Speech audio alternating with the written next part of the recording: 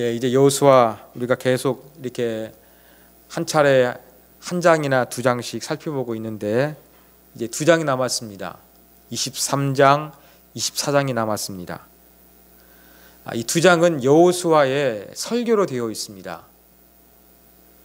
여호수아가 23장에서도 설교를 하고 또 24장에서도 설교를 하고 있는데 이것은 위대한 성경 인물이 설교했던 그 양식을 그대로 여호수아도 반복하고 있는 것입니다.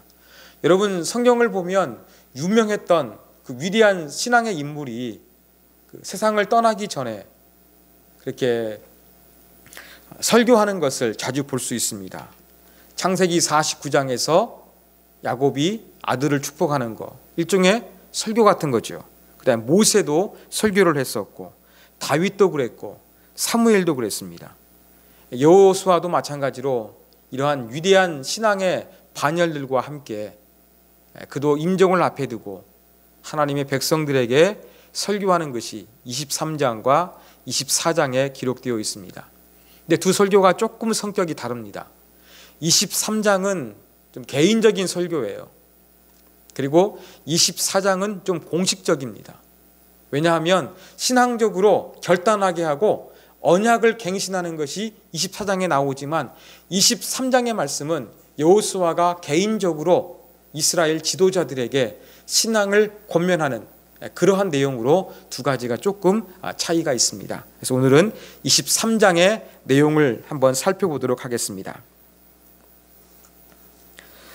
가나안 정복이 시작되어서 정복이 다 끝났습니다. 그리고 지파별로 땅도 분배했습니다. 레위 사람들에게도 48개의 성읍을 주었습니다. 이제 다 모든 것이 끝나고 시간이 한참 지났습니다. 시간이 어느 정도 지났는가 그것은 알 수는 없습니다. 그렇지만 하여간 시간이 많이 제법 흘렀던 것 같습니다. 시간이 흘러서 여호수아도 나이가 많이 들고 늙었습니다. 그래서 이스라엘의 지도자들, 장로들, 수령들, 재판장들, 관리들을 모아서 이제 여호수아가 메시지를 전합니다. 뭔가 이제 나이가 많아 죽음을 앞에 두고서 중요한 임종 유언과 같이 이제 메시지를 전달하는 것입니다. 그 중에서 첫 번째 권면이 3절에서 8절까지의 내용입니다. 자, 3절에서 8절까지의 내용은 어떠한 것들이 많이 기록되어져 있느냐? 여호와 하나님께서 이스라엘을 위해서 싸우시고 승리케 하셨다는 것입니다. 하나님께서 과거에 이스라엘 백성들에게 어떻게 가나안 땅을 정복해 하셨는가? 이것을 다시 한번 상기시켜 주면서 5절에 가면은 정복된 땅도 있고 아직 정복하지 않은 땅이 있는 거예요. 전쟁에서 이겼지만 아직도 그 잔당들이 살고 있습니다. 이스라엘의 그 전반적인 영향력은 미치지만 저 산기슭이나 저 한쪽에 모여 살고 있는 원주민들이 있거든요. 이러한 민족들을 앞으로도 하나님이 지금까지 인도해 주셨던 것처럼 그 하나님을 신뢰하며 그들을 정복해야 된다. 이것을 이제 여호수아가 이스라엘 백성들에게 부탁하고 있는 것입니다. 그러면서 조금 더 이제 싸우면서 전쟁만 부탁하는 것이 아니라 영적인 것을 부탁하고 있습니다. 여러분 6절에 보면 어떠한 내용이 있습니까? 그러므로 너희는 크게 힘써 모세의 율법책에 기록된 것을 다 지켜 행하라 그랬어요. 어떻게 하나님의 은혜를 도움을 입으면서 나머지 점령하지 못한 민족들을 점령하며 살 것인가? 바로 그것은 전투력 증강 가운데 있는 것이 아니라 하나님 말씀을 철저하게 순종하는 것에 있다. 그렇게 여호수아가 이것을 강조하고 있습니다. 그 다음 두 번째를 7절에서 이야기하죠. 너희 중에 남아있는 이 민족들 중에 들어가지 말라. 이방 민족이 섬기는, 즉 가나안 원주민들이 섬겼던 우상들이 많이 있는데 그 우상들을 섬기지 않도록 너희가 유혹받지 않기 위해서 그들 중에 들어가지 말라. 다시 말하면 그들과 교류하지 말라. 그들의 신들의 이름을 부르지 말라 그랬어요. 또 맹세하지 말고 섬기지고 절하지 말라. 아무것도 가나안 사람들의 그 신들에게는 절대적으로 아무것도 하지 않을 것을 여호수아가 이스라엘 백성들에게 부탁하고 있는 것입니다. 여러분, 이것은 조금 특이한 부탁이었습니다. 왜냐하면 이스라엘 나라가 있었던 이 팔레스틴 지역에서는 신을 여러 명 생겼어요. 여러 신을 생겼어요. 일본에 가까이 일본 가더라도 여러분 여러 신들을 섬기지 않습니까? 그랬던 것처럼 이스라엘 둘러싸고 있는 그 당시에 이 이방 민족들의 종교적인 배경이 한 신만을 섬기는 것이 아니라 여러 신을 한꺼번에 섬기는 그러한 문화였어요. 이러한 문화 가운데서 유독 하나님께서 뭐라고 말씀하십니까? 그러한 신들을 섬기지 말고 나 여호와 한 분만 섬겨라. 하나님께서 그렇게 말씀하셨습니다. 이것을 잘 지키기 위해 가지고 무엇까지 말씀하십니까? 그 이방신을 섬기는 민족들과 아예 접촉조차 하지 마라. 아주 강력하게 하나님께서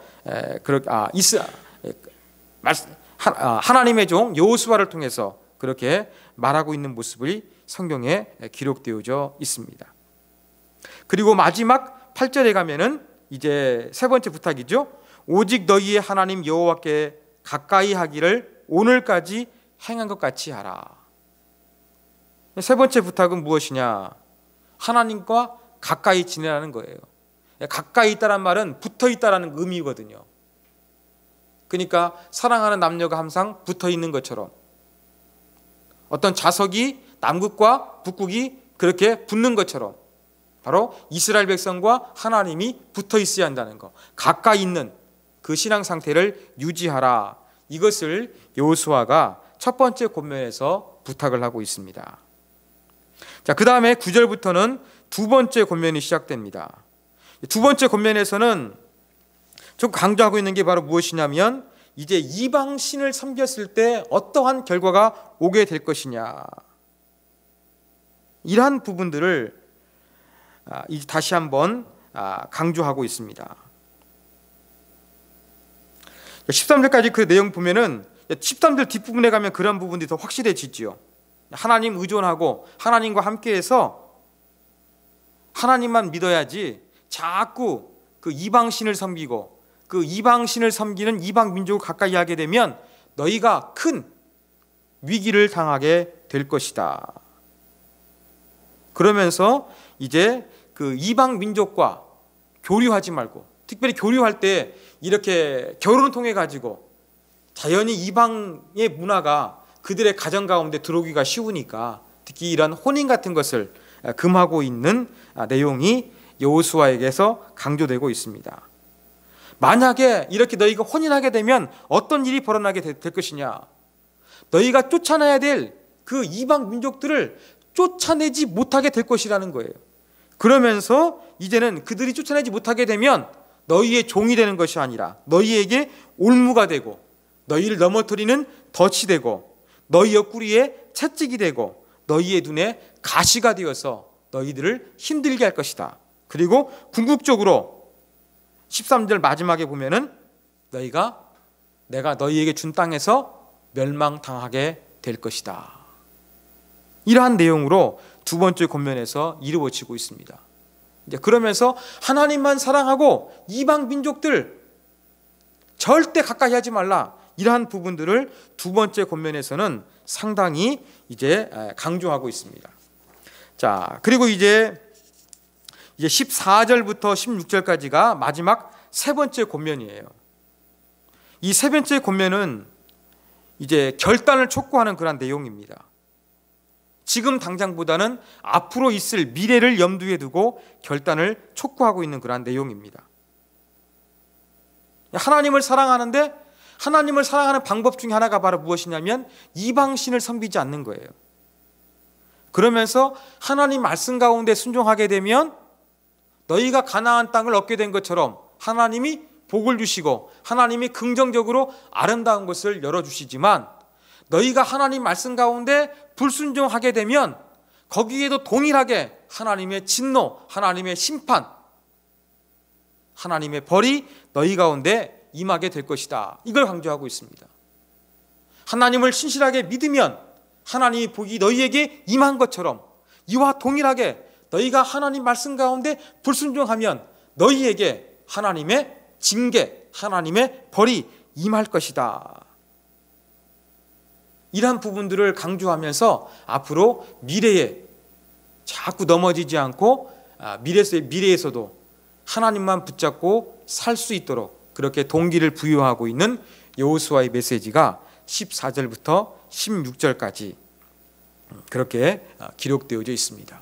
이게 바로 23장의 그러한 내용, 여호수아 설교의 내용입니다. 첫 번째 대지에서는 뭘 강조했느냐? 다시 한번 정리하면은 과거를 회상하면서 하나님 말씀을 지켜라. 두 번째는 이방 민족과 거래하지 말라. 그리고 세 번째는 미래에 너희가 잘 순종했을 때 복을 받았던 것처럼 동일하게 불순종하면 하나님의 진노가 임할 것이니까 멸망받지 않도록 주의하라. 이 세 가지 내용이 여호수아의 권면의 핵심이다. 이렇게 정리할 수 있습니다. 자, 이러한 내용을 통해서 우리가 배울 수 있는 교훈 몇 가지를 한번 살펴보겠습니다. 여러분, 첫 번째 교훈입니다.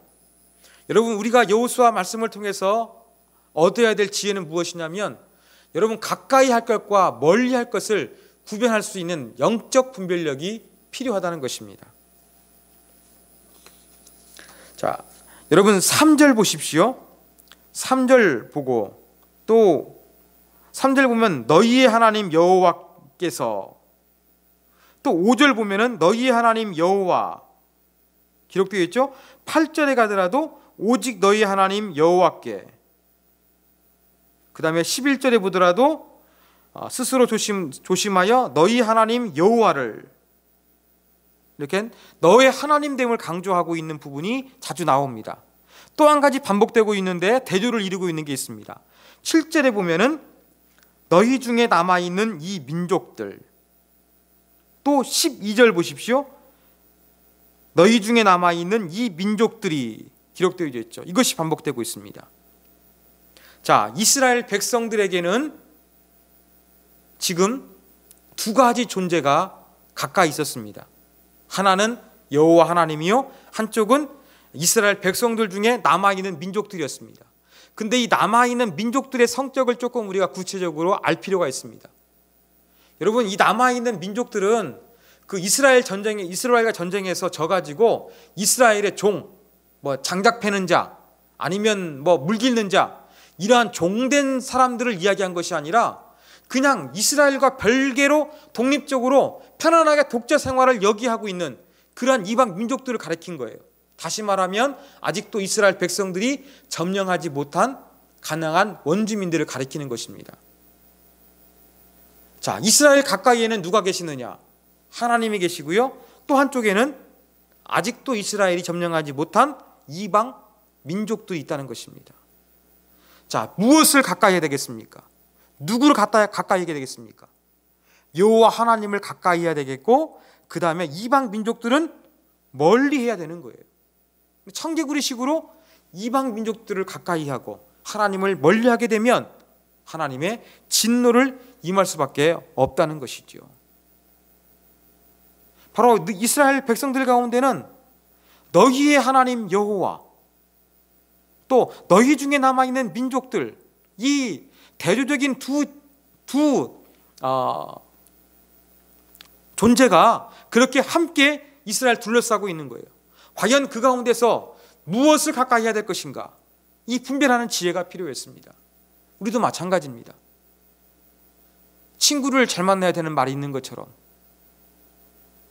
우리도 내가 하나님 앞에서 올바로 서기 위해서, 내가 바른 신앙생활을 하기 위해서 내 곁에는 누구를 가까이 할 것인가, 누구를 따라야 할 것인가, 상당히 중요한 문제인 것입니다. 이스라엘은 그들 가까이 있었던 이방 민족들은 멀리하고 하나님을 붙잡아야만 했습니다. 우리도 마찬가지입니다. 우리의 신앙에 도움이 되지 않는 존재들, 또 우리의 신앙을 자꾸 유혹하고 있는 여러 가지 환경들, 이러한 것들을 가까이 하는 것이 아니라 자꾸자꾸 멀리하는 그러한 지혜가 필요하고 결단력이 필요합니다. 여러분, 가까이 할 것을 가까이 하고 멀리 할 것을 멀리하는 영적인 분별력, 이 분별력이 있어야 우리가 하나님 앞에서 올바로 설 수 있다는 것을 기억하면서 내가 무엇을 가까이 하고 있는가, 내가 혹시 하나님을 멀리하고 있지 않는지 우리의 내면 세계를 잘 점검해야 되겠습니다. 자, 두 번째 교훈입니다. 두 번째 교훈은 내가 다음 세대에게 하나님을 자신 있게 선포할 수 있는 자가 되기 위해서 우리의 신앙이 더욱더 성장해야 되겠습니다. 여러분, 오늘 제가 말씀드린 대로 여호수아는 나이가 지긋하게 들었습니다. 이제 내가 하나님 곁으로 가겠구나, 이것을 예감한 거예요. 그 시점이 얼마 남지 않는 가운데 여호수아는 이스라엘 많은 사람들을 불러서 신앙적으로 살 것을 권면하고 있습니다. 그런데 여호수아가 그들을 권면하는데 그 모습이 어떠할 것인가, 여러분 한번 상상해 보십시오. 백발의 할아버지가 권면하는 거 상상이 되겠지요. 여러분, 그 겉모양이 아니라 한번 그분의 여호수아의 그 말, 그 태도가 어떠했는지 한번 그러한 부분들 여러분이 상상해 보시기 바랍니다. 제가 볼 때 여호수아는 비록 나이는 많이 들었지만, 그의 검머리는 흰머리가 되었지만, 그의 미가 내는 주름이 있었지만 깊은 확신이 있었을 거예요. 어떠한 확신이냐? 하나님이 자기의 생애 가운데 함께 하셨다는 확신이 있었을 것입니다. 여러분, 3절 말씀 보십시오. 여호수아가 이제 설교하면서 3절에 뭐라고 이야기합니까? 너희의 하나님 여호와께서 너희를 위하여 이 모든 나라에 행하신 일을 너희가 다 보았거니와예요. 여호수아가 리더십을 행사해서 하나님의 살아계심을 모든 이스라엘 백성들이 볼 수 있도록 보여주었다는 거예요. 체험할 수 있도록 그렇게 이루어냈다는 거예요. 이러한 어떠한 확신 가운데 다음 세대에게, 젊은 사람들에게 너희가 하나님을 어떻게 믿어야 할 것인지를 이 여호수아가 그렇게 설교했던 것이었습니다. 자, 여러분, 여호수아 1장 5절로 한번 돌아가겠습니다. 여러분, 여호수아 1장 5절 한번 펴보시겠습니다.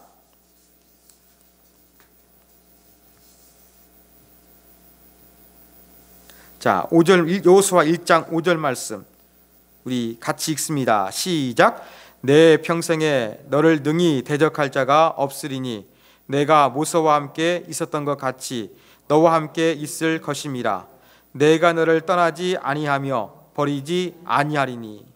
자, 여호수아를 하나님께서 모세의 후계자로 세우시면서 하신 말씀입니다. 여호수아야, 내 평생에 너를 능히 대적할 자가 없을 것이다. 하나님께 말씀하셨는데 정말로 그 여호수아가 이제 백발이 돼서 생을 마감해야 되는 시점 가운데서 어떠했습니까? 우리가 지금까지 여호수아 내용을 살펴본 가운데 하나님께서 여호수아가 전쟁하면 어떻게 하셨습니까? 승리케 하셨습니다. 아간의 범죄 때문에 한 번 졌고요, 나머지는 전부 다 성공했습니다. 여호수아를 당할 수가 없는 그러한 인생을 실제적으로 하나님께서 살게 하셨습니다.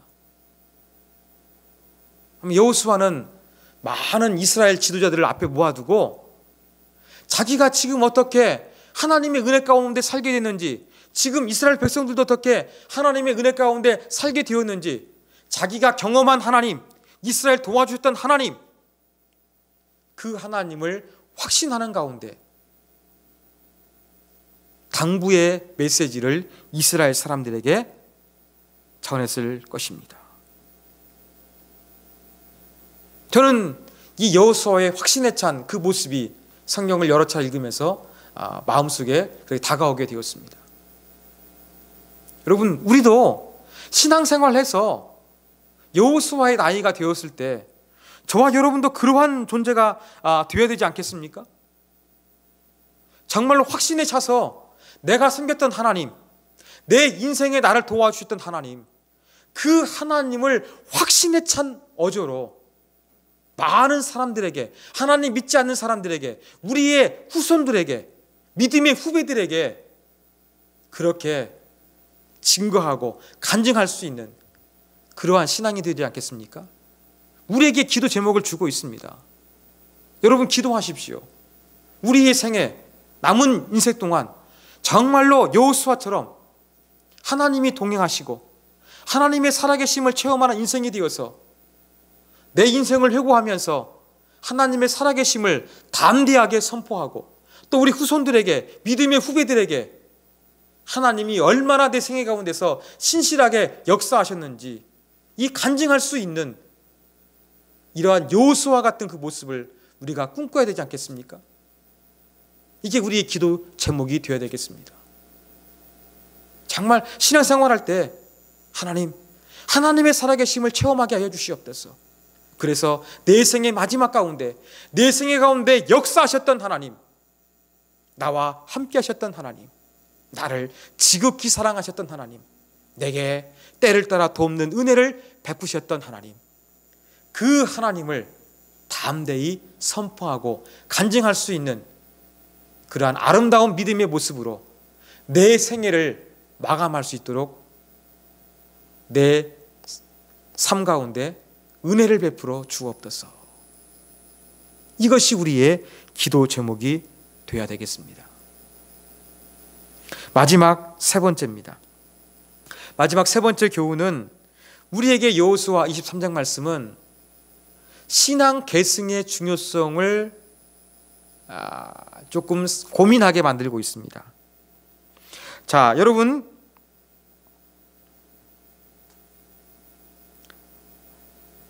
8절 말씀 보십시오. 8절 말씀. 오직 너희의 하나님 여호와께 가까이 하기를 오늘까지 행한 것 같이 하라. 자, 여호수아가 지금 사람들을 모아두고 설명하고 있는데, 자, 지금까지 이스라엘 백성들이 하나님 어떻게 생겼다고요? 이 말씀을 보니까 잘 생겼다는 것을 알 수가 있습니다. 오직 너희의 하나님 여호와께 가까이 하기를 오늘까지 행한 것 같이 하라. 너희가 오늘 지금까지 하나님께 붙어 있었다, 하나님을 가까이 했다, 하나님 말씀 가운데 순종했다, 오늘 같이 남은 인생도 살아가라, 이것을 부탁하고 있는 거예요. 자, 그러면 오늘까지가 가나안 땅에 들어선 지 얼마나 지난 시점이겠습니까? 우리가 이걸 조금 생각해 볼 필요성이 있습니다. 학자들은 이렇게 계산합니다. 가나안 땅을 정복하기 시작한 지부터 약 25년 내지 30년이 지났을 것이다. 여러 가지 여호수아의 그러한 연대나 나이 같은 거, 갈렙의 나이랄지 이런 걸 한번 계산해 가지고 추측해 보니까 지금 이스라엘 백성들아, 너희가 지금까지 잘 섬겼다면 이것이 지금 가나안 땅에 정착해서 얼마나 흘렸느냐? 25년에서 30년 정도 그렇게 지난 시점으로 생각합니다.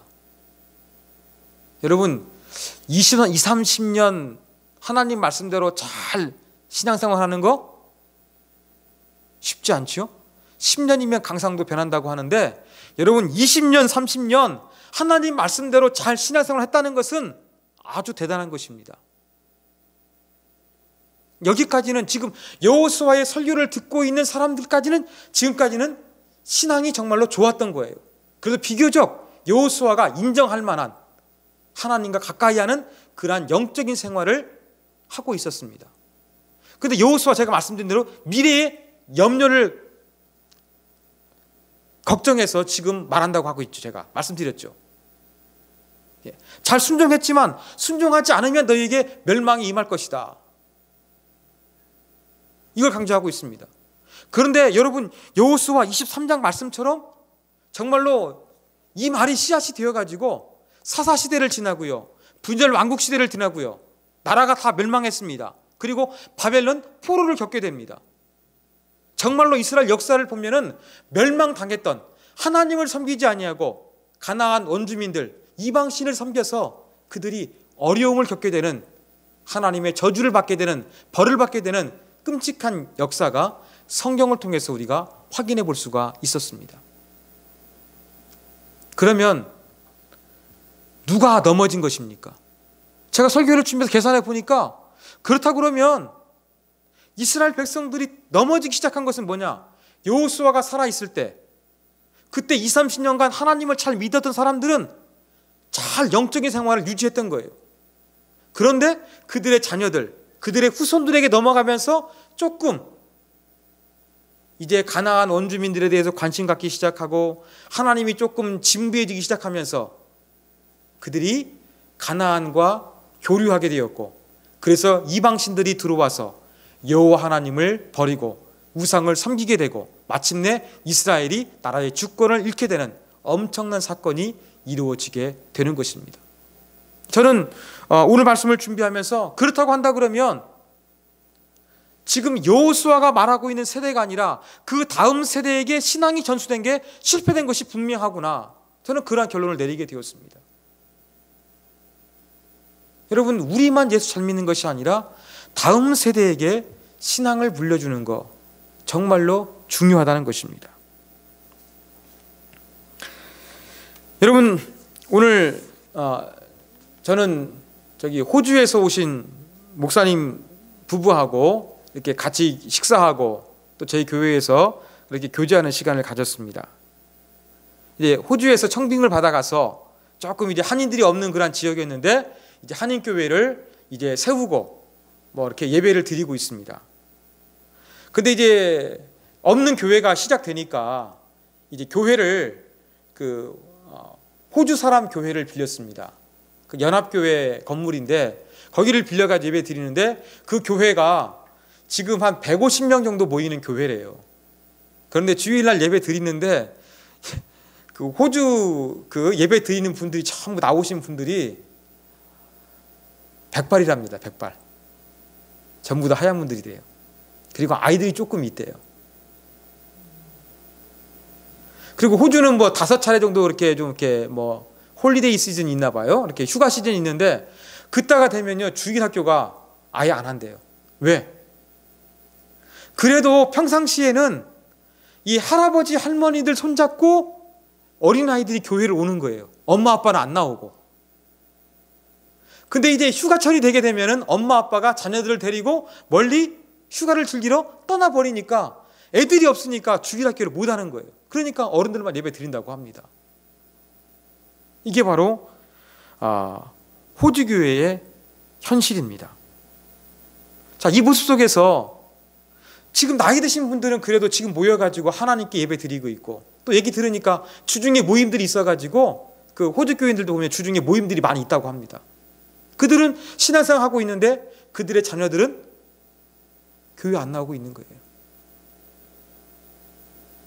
이러한 모습이 어찌 저 먼 나라 호주의 이야기겠습니까? 우리 시대에도 이러한 현상이 나타나기 쉽다는 것을 우리가 기억해야 되겠습니다. 우리 교회에서 독서교실 나오는 어떤 형제가 있는데요, 이제 집안 얘기 좀 물어봅니다. 물어보는데 조금 또 원당하고 이쪽하고 좀 생활 수준이 조금 다른지 모르겠지만 그 집은 보니까 TV가 없어요. 그러니까 엄마 아빠도 퇴근해가지고 애들 같이 뭐 책을 보거나 아니면 주말에 놀러 갈 준비를 계속 한대요. 근데 그 초등학교 1학년짜리가 그러는데 자기가 태어나가지고 그냥 주말에 집에 있은 적은 한 번, 2번밖에 없대요. 나머지는 전부 다 놀러 나간대요. 여러분, 주말 보면은 많이 놀러 가지 않습니까? 즐기는 시대가 되었어요. 뭐 휴가 때만 즐기는 것이 아니라 요즘 보면은, 저도 실업난 살 때 보니까 아파트에서 밤늦게까지, 요즘에는 이렇게 우리 주부들이 앉아가지고 이렇게 맥주 한 잔씩 하면서 그렇게 즐기는 모습도 참 많이 있습니다. 남편들, 자녀들은 집에 있고 여자들이 모여가지고 그렇게 즐거운 교제를 하고 있는 모습이 있다는 것입니다. 많이 놀러들 다니고요. 이런 가운데서 예수님 믿어라. 예수님 믿으라는 얘기는 무엇입니까? 주일마다 다른 데 가지 말고 예배 드려라. 어쩌면 즐거움을 포기하는 것이 신앙을 선택하는 것과 동일하게 되게 시대가 되어버리고 말았습니다. 이러한 시대 가운데서 정말로 이 다음 세대에게 신앙을 물려준다는 것은 어려운 시대가 되지 않았나, 그런 생각이 되어집니다. 저는 그러면서 그 목사님하고 교제가 끝나면서 이런 생각이 들었습니다. 전에도 한번 그런 생각이 있었는데 다시 한번 생각하게 되더라고요. 그래, 이렇게 좀 즐기고 잘 노는 세상의 문화가 발달했으니까 꼭 예수를 믿는 것이 너무 진부하지 않다는 것을 보여주는 그러한 기독교의 문화도 필요하지 않을까, 그런 생각이 들어갔습니다. 여러분, 예수님 때문에 가고 싶은 거, 맛있는 맛집, 우리 못 다닐 때 많이 있지 않습니까? 그런 부분들도 교회가 조금 더 젊은 사람들을 수용하고 젊은 사람들의 그러한 욕구들을 조금 만족시켜 주면서 또 신앙도 전수할 수 있는 그러한 계기들을 잘 만들어야 되지 않을까, 그러한 생각도 제가 한번 해보게 됩니다. 여러분, 이러한 부분들 가운데서 함께하지 않으면 정말로 다음 세대에게 신앙은 없을 것 같아요. 호주의 이야기뿐만 아니라 정말 우리의 이야기 될 것 같습니다. 그래서 저는 그 생각 가지고 있습니다. 예수 믿기 위해서 자꾸 엄한 하나님 가르칠 것이 아니라 하나님 믿으면 따뜻하고 좋다는 느낌, 그 풍성한 느낌을 심어주는 것들이 중요하지 않을까, 그런 생각을 하는데, 우리가 이런 부분들을 잘 강조할 수 있는 그러한 영성 관리가 필요한 것 같습니다. 제가 전에도 말씀드렸죠. 자꾸 이 생활 속에서 역사하시다 하나님, 문화가 됐거든요. 어떤 분은 이렇게 표현했습니다. 기독교의 복음이 저 그리스에 가서는 철학이 되었고, 저 유럽으로 넘어가 가지고는 문화가 되었고, 저 미국에 넘어가 가지고는 비즈니스가 되었고, 한국에서는 무엇이 되었는가? 한국은 미국의 복음만 받아들이지 않습니까? 이러한 복음을 회복해야 되지 않을까, 그런 이야기를 합니다. 여러분, 우리 가운데 아름다운 신앙을 꽃피우고 이것을 다음 세대에게 잘 물려줄 수 있는 그러한 영적인 그 계승이 이루어질 수 있도록 우리가 정말로 각별한 노력이 필요할 것 같습니다. 저는 이러한 노력 가운데 너무 거창하고 어렵게 생각할 필요가 없다고 생각해요. 말씀드린 것처럼 여러분 자녀들에게 예수님 믿어서 좋은 걸 가르쳐 주시면 되는 거예요. 또 한 가지는 무엇이냐? 삶 속에서 자꾸 일어난 것들을 이야기해 주는 거예요. 하나님께서 들어주시고 하나님이 응답하시고 하나님이 살아계셨다는 그 증거들을 자꾸 자녀에게 전달해 주면 그것이 떠나지 않습니다. 또 한 가지가 무엇이냐면, 여러분 자녀들이 과거에 하나님 잘 믿은 경험 있지 않습니까? 그때의 신앙 이야기를 자주 들려주십시오. 저희 어머니가 저희들한테 그거 잘하셨던 것 같아요. 저희 어머니는 자주 우리가 어린 시절에 조금 그래도 뭐 잘 몰랐지만 그래도 이렇게 좀 믿음으로 하려는 그 좋은 모습들 있지 않습니까? 그런 부분들을 잘 말씀해 주셨어요. 그런 부분들을 자꾸 이야기해 주면 영적인 칭찬이 되는 거예요. 칭찬은 고래도 춤추게 하는데 자꾸 영적으로 잘 믿으라고 강압할 게 아니라 그냥 우리의 자녀가 어린 시절에 아니면 옛날에 하나님을 잘 믿었던, 열심히 했던 그 시절을 자꾸 상기시켜 주는 거예요. 저희 집에도 하나 간증거리가 있는데요. 우리 이마트를 한번 갔습니다. 근데 둘째, 셋째가 이 벽에가 있는데 마음에 들었나 봐요. 두 놈이 그 이마트에서 울면서 기도하는 거예요. 하나님, 이 인형 사게 해주세요. 그렇게 우는데 어떻게 하겠습니까? 제가 사줬거든요. 그런 부분 해가지고 너희가 인형 얻기 위해 가지고 울면서 기도했다. 이런 건 뭐가 되겠습니까? 그래도 내가 어린 시절에 이렇게 웃음도 나오고, 어린 시절에 내가 이렇게 믿음으로 기도했구나. 이거 생각하면서 기분이 따뜻해집니다. 저희 어머니는 저한테 그런 부분들을 잘 심겨주셨던 것 같아요. 여러분도 마찬가지입니다. 여러분 자녀 속에서 어린 시절이나 옛날에 그 열심을 냈던 그런 모습들, 여러분이 기억하는 아름다운 모습들, 이걸 가끔씩 여러분들이 말씀해 주시는 거예요. 그러면 영적인 칭찬이거든요. 기분이 좋아집니다. 이런 걸 통해 가지고 자꾸 그 좋았던 하나님을 잘 섬겼던 그러한 시절로 우리 자녀가 돌아갈 수 있도록 도와주는 자세, 이런 것들이 필요합니다. 그리고 실생활에서 역사하셨던 하나님들을 자꾸 여러분이 간증해 주면서 하나님은 살아계시는구나, 하나님 우리를 도와주시는구나, 하나님 우리 기도를 응답하시는구나, 이런 것들을 심어주는 것이 상당히 중요하다고 생각합니다. 그래서 어렵게 생각하지 마시고 그냥 자꾸자꾸 가끔씩이나 여러분들이 그렇게 여러분이 삶에서 일어났던 것을 간증하시거나 아니면 우리 자녀들이 하나님을 잘 섬겼던 그 뜨거웠던 시절을 여러분이 잘 기억하셨다가 그런 것들을 칭찬해 주시면 우리 자녀에게 좋은 그러한 영적인 자양분이 분명히 될 것입니다. 이런 부분들을 놓치지 아니하고 또 이제 또 제가 말씀드린 대로 좀 우리 교회가 아직도 어떨지 모르겠습니다만 조금 이렇게 재밌게 그래도 하나님 믿으면서 예배 드릴 땐 예배 드리지만 또 우리가 즐길 때는 즐기는 부분들, 세상과 다르게 뭔가 재미있게 즐기는 그런 부분도 개발해서 하나님을 믿게 해야 되지 않을까 생각이 되어집니다. 왜냐하면 주말에 전부 다 이 놀러 가는 그런 분위기가 되어서 이런 부분들을 상쇄시킬 수 있는 그리스도 안에서도 즐거움이 있고 또 좋은 여가 문화, 레저 문화 이런 것이 있다는 것들을 우리가 만들고 개발해야 되지 않을까 생각이 되어집니다. 이런 것들을 통해서 우리가 영적인 계승이 이루어질 수 있도록 우리 각별히 주의해야 되겠습니다. 오늘 이 메시지를 주고 있는 시점에서 그들은 지금까지 오늘까지 하나님을 잘 믿고 있었지만 그 다음 세대 언젠가 그들의 신앙이 그렇게 틈새가 벌어지게 되었는데 우리에게도 우리의 신앙이 아니라 우리 다음 세대의 신앙의 틈새가 벌어지지 않도록 제가 말씀드린 그 호주 교회 같은 모습이 발생되지 않도록 하나님 우리 가운데 영적인 계승을 잘 감당할 수 있는 지혜와 능력들을 허락하여 주옵소서. 우리가 그렇게 기도해야 되겠습니다. 같이 한번 우리 이 말씀 붙들고 기도하기를 원합니다. 오늘 주신 말씀 붙들고 우리가 기도하는데 두 가지를 위해서 기도했으면 좋겠습니다. 한 가지는 첫 번째 말씀드린 것처럼 하나님 여호수아처럼 내 생의 마지막에 나를 도와주셨던 하나님, 나를 사랑해 주셨던 하나님, 나와 함께 하셨던 하나님의 놀라운 역사를 담대하게 간증할 수 있는 내 생애가 되게 하여 주옵소서. 두 번째 기도 제목은 하나님 우리의 신앙을 다음 세대에도 잘 전수할 수 있는 그러한 지혜와 문화를 우리 가운데 허락하여 주옵소서. 이 두 가지를 위해서 우리 같이 기도하도록 하겠습니다. 기도합니다.